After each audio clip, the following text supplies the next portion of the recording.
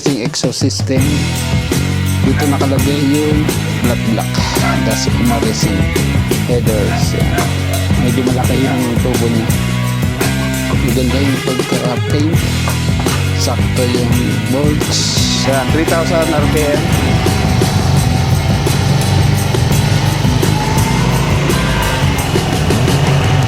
.9 decibels.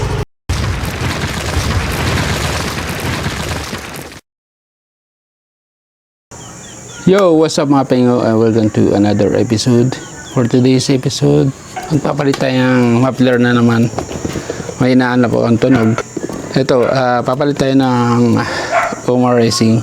I-unbox ko muna bago ikabit. Oma Racing exhaust system, improve horsepower and torque, withstands up to 200cc. Big sabihin, kahit kargado, pwede to. Tested and proven, plug and play, and low noise. Silent killer. Yan, nakalagay model number 02EX0120 Sunset. So, buksan natin. Yan. Makita natin may bag. Dito nakalagay yung canister natin.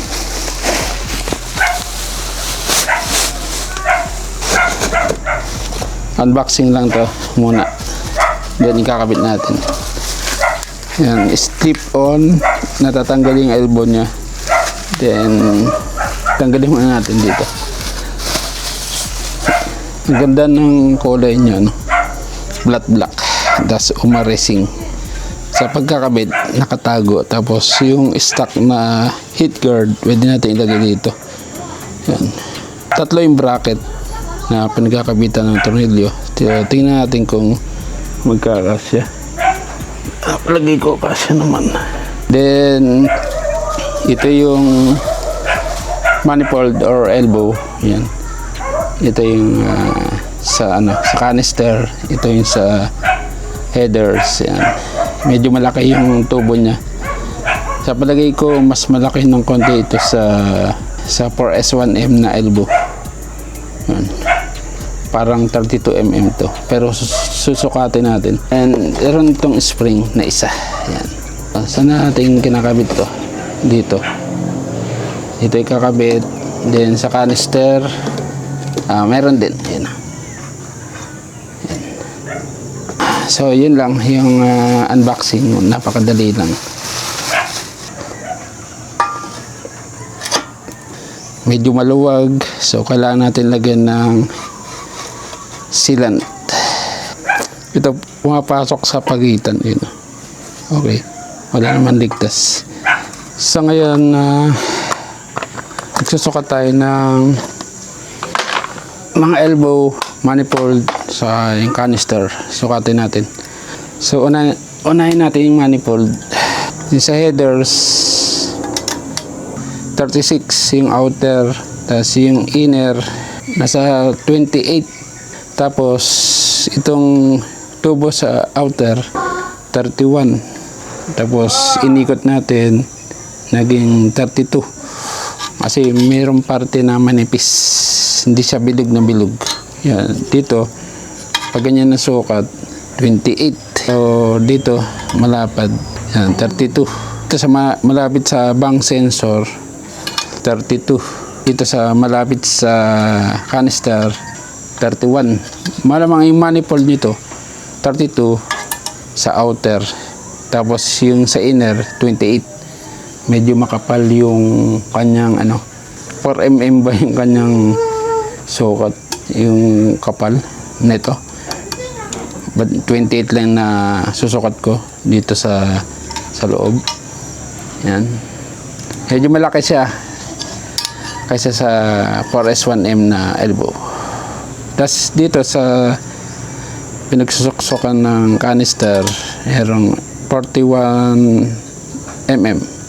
Sa inner, 32mm. So, sa outer, 32. Sa inner, 28mm. Kala ko 28mm talaga to. Pero yung inner lang pala yung 28mm na sukat. Tapos dito sa canister, inlet sa outer 38mm, sa inner, bali 33 kasi 32 yung elbow, ito 32 yung sa inner nito sa canister. Sa muffler tip, outer 32, inner 28 mm. Yan yung sukat. Umar Racing. Alright, pang NBX saka NMAX B2, ipipit natin sa NMAX Tech Max. Alright mga penyo, tuturuan ko na kayo kung paano mag-install nito. Plug and play lang to, and saka natin i-review kung ano yung masasabi ko sa uli, saka sa pag-install. Sa pag-install, gagamit tayo ng Betagray Hardex Betagray RTB silicone gasket maker. Ito ay paboritong gamitin habang umiinit as kumakapit. Lagyan natin dito. Yan. Ito. Konti lang muna. Ikalat natin. Manipis kasi yung pinakang bilog, kaya itong bandang gilid lalagyan rin natin.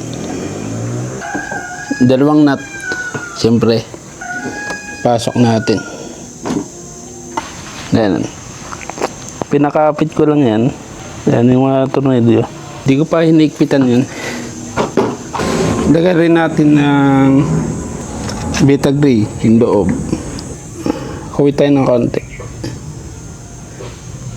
Kaganyan lang. Tapos ikutan natin. Manipis lang yung nilagay ko. Sa canister, lagyan din natin ito. Konti lang.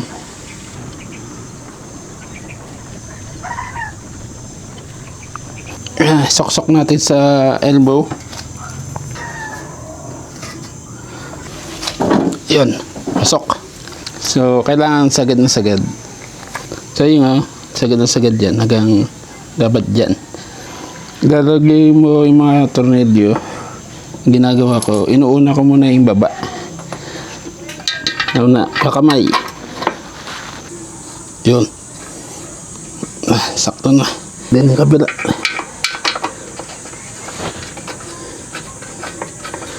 Then, ilagay natin yung nasa taas.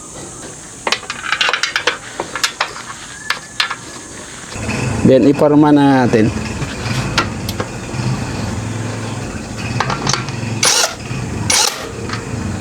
Okay, naman sa baba.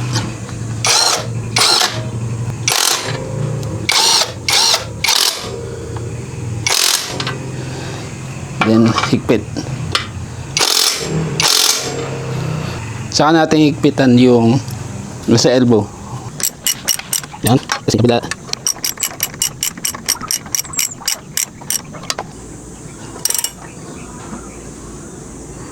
Okay. So, kunin natin tong torque wrench natin. Set natin sa 20 Nm torque. Uy. Ano yan? Kinakapa ko na lang.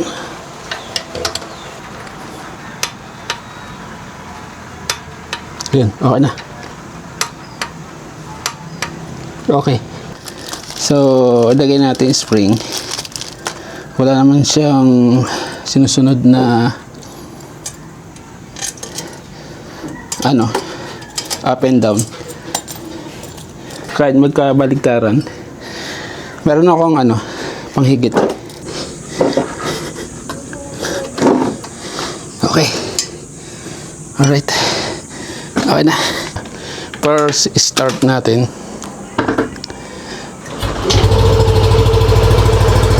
Yan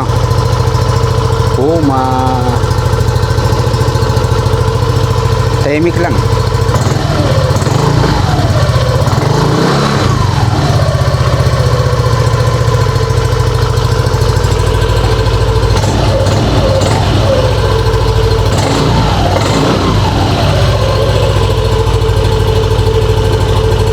Sunod naman natin, higpitan natin to.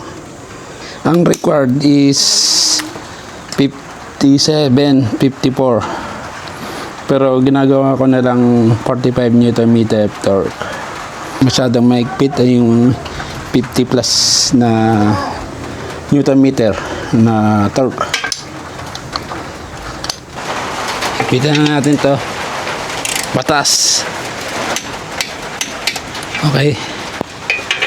Parang kulang, no?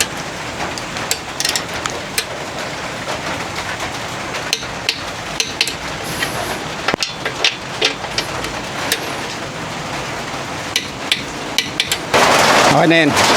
Then, alright guys. So, akala ko magkakaproblema pa ako. Kasi dito, may dikit dito kanina. Kunti lang space. Yan, yung sa heat guard, saka sa elbow. So, yung ginawa kong paraan, meron akong nilagay na spacer para medyo lumayo. Yung heat guard dun sa elbow, isa lang spacer or washer. Yan, isang washer lang kailangan natin.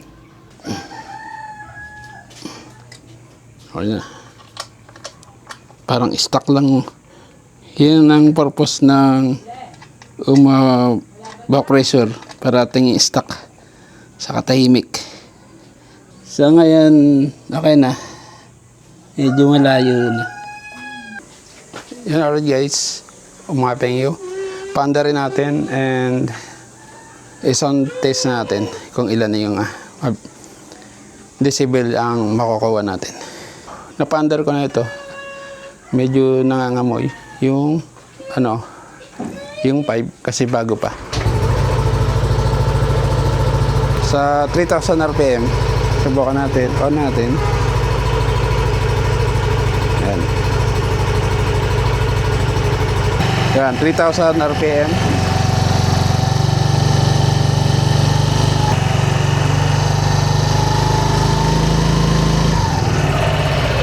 Alright. Nakakawa tayo ng 80.9 decibels. So, sobrang tahimik. Grabe. Isa pa. 3,000 RPM. Kaganyan lang. Kita ba? Ayan. Ganyan kalayo lang. 45 degree.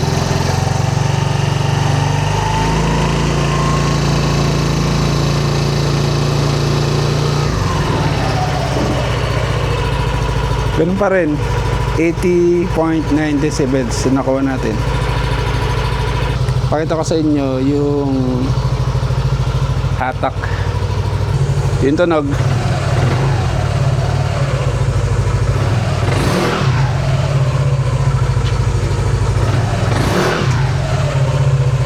May rin, damba. Saka mukhang malakas ang low end power nito. Saka yung tunog. Wow! Sarap pakinggan. Sarap niyang pakinggan. May damba. May damba. Di nawala yung low end power dito. Dahil nga may back pressure. Kahit na medyo malaki yung tubo niya kaysa sa 4S1M na street core version 3, maganda yung kanyang hatak. May damba.